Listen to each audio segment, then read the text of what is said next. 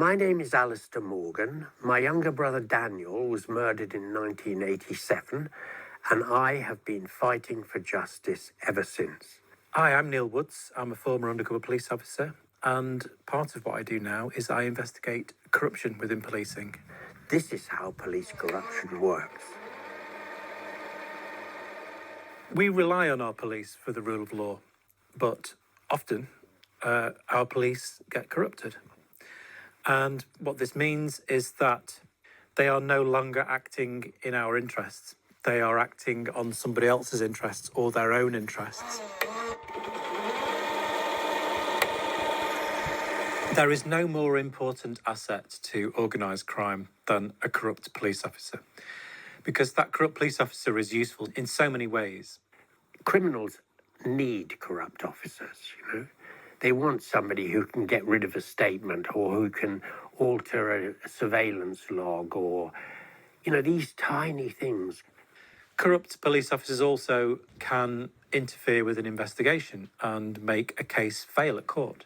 For me, police corruption is anything that deviates from the oath to police the public without fear or favour. It's quite a neat little phrase, that, without fear or favour, but it means you don't take bribes, right? Without favour. You don't look after people who are important to the exclusion of people who are less important or seen as less important in our society. Without fear or favour is a good way of compressing all that. So a corrupt police officer can be put in place by getting somebody who's called a clean skin.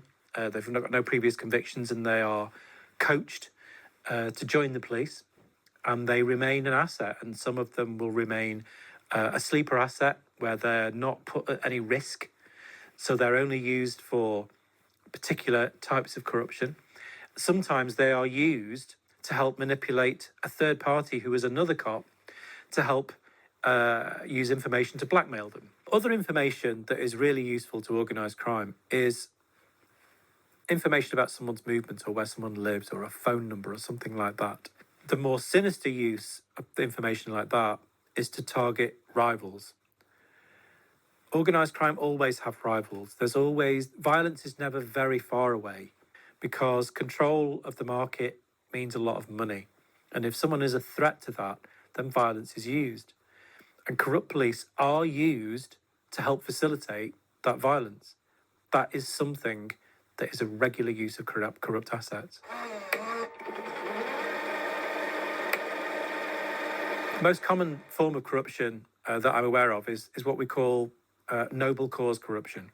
Now, this is where police do something which is corrupt, but they do it not for their own financial gain, not because they're involved with organised crime, but because they want to catch the bad guy. And they see that the system is against them, and if they just tweak the rules a little bit, they've got more chance of getting a conviction. As an undercover police officer, I saw myself as fighting drugs organised crime, but I am guilty of some noble cause corruption. These police approached me and they said that their target for the operation was committing burglaries on old people. And he was doing some very sinister things when he came into their bedroom. He also happened to be a drug dealer. So I was being sent in to quite legitimately investigate him and catch him for dealing drugs. Now, a fundamental part of the rules was that you must not act as an agent provocateur, which means you must not cause someone to commit a crime if they wouldn't have done anyway, but you must also not cause them to commit a more serious crime than they would have done. Now, this guy wasn't capable of kilos. He just wasn't. But I talked him up. I said I need larger and larger amounts. And he would not have tried to supply a kilo. He ended up adulterating an ounce right down to a kilo. So the kilo is presented as a kilo, and he was caught with a kilo, but it was less than 1% pure. But he pleaded guilty to the trading of a kilo and got substantially more time in prison. Now,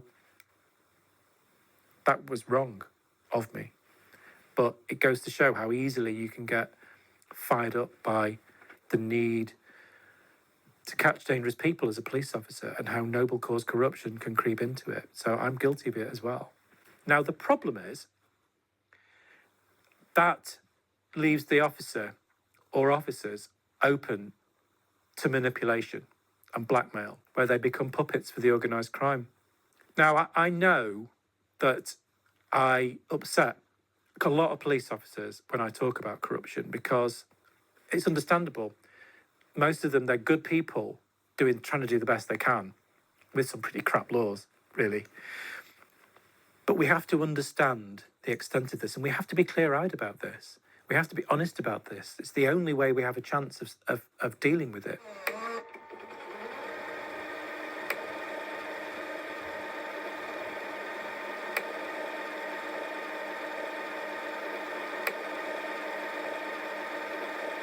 Sorry, this narrative is something I've gone over so many times. Daniel was my younger brother by a year. At the age of 37, he was murdered with an axe. So it was vicious, brutal, savage attack. Within 3 weeks, I was convinced, because of the events that took place, that there had been police involvement in Daniel's murder, which was a terrifying prospect. My brother expressed concerns about police corruption about a month before his murder, which was the last time I saw him alive. And he said, "Oh, it's a bent copper." And he named a name which I could not recall. It went out of my mind. And then he said, "Alistair, they're all over the place down here." I learned later, a year later at an inquest, that he believed his partner and Sergeant Fillery from the murder squad had been involved in a robbery, and he was thinking of going to an outside force. And then 2 days later, he was dead.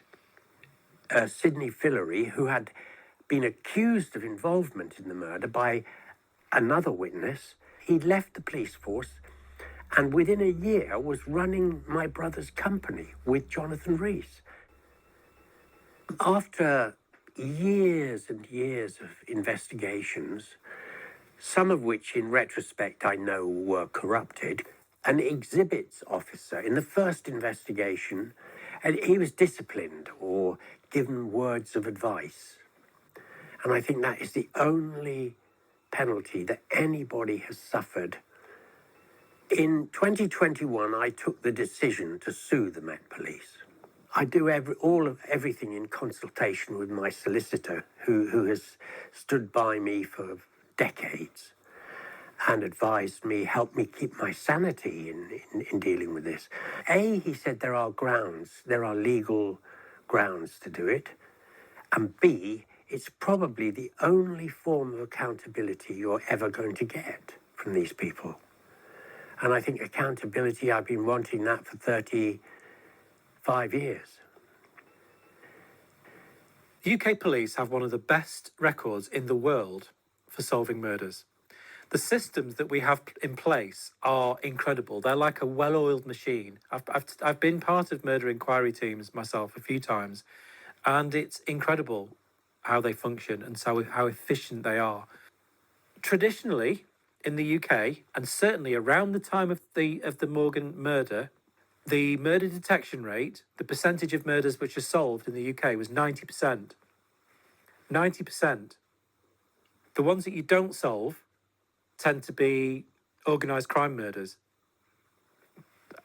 It's shocking it wasn't solved. Like, genuinely shocking. It's quite clear the whole problem was police corruption. And it's quite clear that it wasn't adequately investigated because of police corruption. And then when there were inquiries set up, those inquiries were inadequate to the point that it's difficult not to conclude that corruption was preventing them working properly. An informant is somebody who provides information to the police, often referred to as CHIS, a covert human intelligence source in the UK. So an informant will generally come into contact with the police when they're arrested for a crime. Organised crime know who within their ranks has just got caught, and they know that they are going to get approached by the police to be asked to be an informant. And so then it becomes a sort of Machiavellian game in how that plays out. So often, informants are used to get rid of rivals. Because if the market is so competitive that if you get rid of rivals, you actually can make more money. That's the way the market works. Other ways of informants being involved with the police is they can be paid. And there are some informants who actually earn a living doing this. And informants can get very savvy as to the value, financial value of certain types of information. The trouble is that the majority of people of informants who present that way, act that way, are also working for organised crime. All of the accountability for the use of informants, CHIS, is internal. All of it. The tasking of an informant has to be authorised by senior officers. But there's nothing to say that those senior officers are not corrupt, either through noble cause corruption or full corruption. And we know that some of them are. If a police officer wants to search someone's house, they get a search warrant. In order to get that search warrant, they have to go to a magistrate's clerk and prove to the magistrate's clerk that there is justification for doing so. The magistrate's clerk will then allow the police officer to apply to a magistrate, and the magistrate will either agree or not. If a CHIS or undercover operative wants to come into your life, and if that CHIS, that informant or undercover operative, wants to manipulate you into doing something different, then they can do that. It is the most intrusive thing the police can do, and there is no external oversight at all. It's cops judging cops. And those informants that have that power to come into your life, they're usually criminals, because that's why they're useful.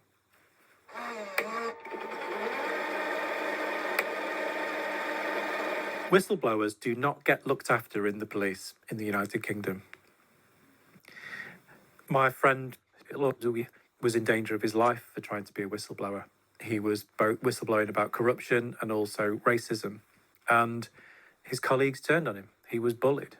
The corrupt cops have a network of supporters, friends, and they will use and manipulate them to fight against the allegation. They will bully them.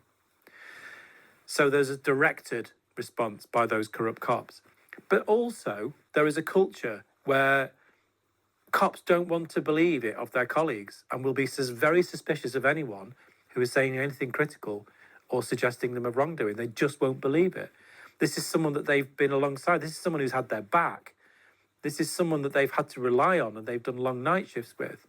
I mean, I know a police officer, former Met officer, who came upon serious corruption. He knew about stuff. He was kicking up about it. A man who later became chairman for the Independent Police Complaints Commission said to It's my friend, the former police officer. He said, "Oh, I'll get you. I'll just drop this. You can get the job that you want. Bribery. Offering to say, you get a promotion. If you shut up about this." And he wouldn't. But bear in mind that there's also an institutional failure to admit it, because the police have a duty to maintain public confidence. So that means that they don't advertise the extent of the corruption. And they don't want to find out. They don't want the public to think that they're corrupt. It's one of the most energetic and hard-working cops, and he's gone up against organised crime, including transnational organised crime, in his work. But he'd never been in fear of his life until he started whistleblowing on corrupt cops.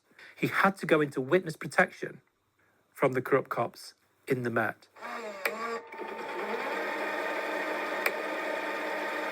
The last defence that the police can have against corruption is the witness protection. Where the police fear that corruption means that those people are not safe, then they are put into a witness protection programme, which means they are given a false name, they are moved to a different place. And it's a really brutal thing to have to do to someone. According to the rules of the system, you cannot have any contact forever with your friends, your family, your community, anyone you've ever known. And the reason that this horrible system exists is because of how insidious and ubiquitous police corruption is. But of course, even that system gets corrupted. I know someone who worked within the witness protection system. They told me that at least half of their team were actually corrupt and that nobody was safe at all. The database for the witness protection system is completely isolated from other computer systems. They're not connected at all. So theoretically, they are already bomb-proof. But of course, any system is only as fallible as the humans operating it. And gangsters don't corrupt computers, they corrupt cops. I myself looked after 5 protected witnesses. I was acutely aware of the fact that we'd been told that Greater Manchester Police couldn't be trusted in this regard. So that we took the view that we couldn't even necessarily trust the National Witness Protection system. And we very carefully managed our witnesses for a long time outside that system.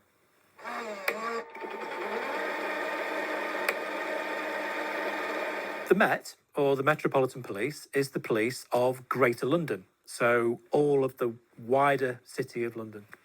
The Met operates in a different way to every other police force in the UK. It has various centralised responsibilities that other police don't have. So, for example, they are in charge of terrorist investigations. They have the National Crime Agency in London as well, so they work closer with the National Crime Agency. And they have other central responsibilities as well.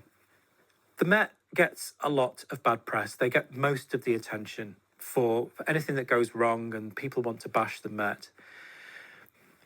But I have to say, in this case, the Met does have the biggest problem with corruption in the United Kingdom. It does. I mean, it's hardly surprising. It's by far the biggest police service. There's more organised crime concentrated in London. There was an internal investigation, an operation called Operation Tiberius in the Metropolitan Police. It's many years ago now. And it showed the sheer extent of corrupt police. And most of those corrupt police were manipulated and corrupted by the informant system. Now, part of the response to that, although there's never been any public response from the Met, that report's never really been addressed. One response to that was the idea that you can defend against corruption by limiting the number of years a source handler can work in that role. And it's limited in most police forces now around the country to 5 years. And this was seen as a way of helping prevent this corruption, that was this development over time, this corrupting over time that was happening. But all that's happened is it's actually cast the net wider for organised crime. It's given them more opportunities and more people to come into contact with. It's completely gone against the Met. And I do know that corruption still exists. I have to make something really, really clear about corruption. At least 99% of corruption within the police is caused by the money from the illicit drugs market. There isn't enough value in any other crime to cause the kind of corruption that exists. The black economy with drugs, etc., is vast. And the amount of money that these drug barons have sloshing around and to use to bribe, their tentacles reach into every level of the judiciary, the police, politicians. So that kind of money, it creates corruption. I have had very personal experiences and come up against this corruption. There was lots of pressure on me to get intelligence and find out about a particular gang called the Bestwood Cartel, who at that time were at war with everybody in Nottingham. There was daily shootings. And I'd been on that operation for 4.5 months. I'd just got a really significant breakthrough. I'd managed to buy some drugs off one of the lieutenants of Colin Gunn. The next day, we'd been working very long hours, and 2 of my backup team went off sick. And so I was introduced to 2 new police officers that had not been involved in that operation before. I met the first one, shook his hand, I had no problem with him. The second one, I shook his hand and the hairs just went up on the back of my neck. This guy was just wrong. So I went to the senior investigating officer for the operation and said, look, boss, I cannot have this cop knowing what I'm doing. I just can't. I don't trust him. I won't be able to relax. And he said, fine. I didn't think much more of it. But then 12 months later, when Colin Gunn was actually brought down, it turned out that this cop I'd taken exception to, a guy called Charlie Fletcher, was an employee of Colin Gunn. As I say, he was an employee, but he was paid to join the police. And he was paid £2,000 a month on top of his police wages, plus bonuses for good information. He'd been in the police for 7 years by the time he was caught. When he was introduced to me, he knew I was undercover. And he was very, very close to finding out exactly what I was up to. Now, at the start of that operation involving that corrupt police officer, Colin Gunn was letting everybody on the streets know that if he ever caught an undercover police officer, he would be snatched off the street and tortured to death. So those were the stakes that we were working with. The biggest sums of money, black money floating around are from the drugs world. And that is a major influence on police corruption, has been for a long time, I think.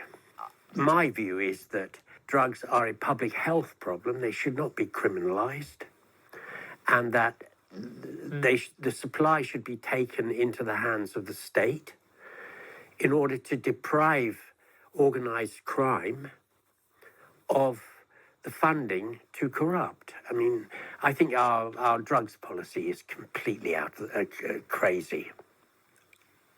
I know I upset a lot of British police by talking about the corruption in this country, but we still have at least a claim to the best police in the world. We do. There is a lot to be proud of in the United Kingdom, in our police. But we have the same problem as the rest all around the world, is that organised crime control the drug supply. So in that, we have things in common with every other police service around the world. There really is nothing we can do about police corruption as long as the power is in the hands of organised crime. We can try and tweak our systems here and there. We can try and increase our vetting, but it really won't make any difference at all, because this is about the fact that organised crime are rich, and they are rich because they are in control of the drug supply. And as long as that goes on, police corruption is not only inevitable, it will be ubiquitous. So in the police corruption that was happening that you witnessed, why was that happening? Well, I think that there were drugs involved in that as well. I strongly suspect that there were police involvement with drugs in that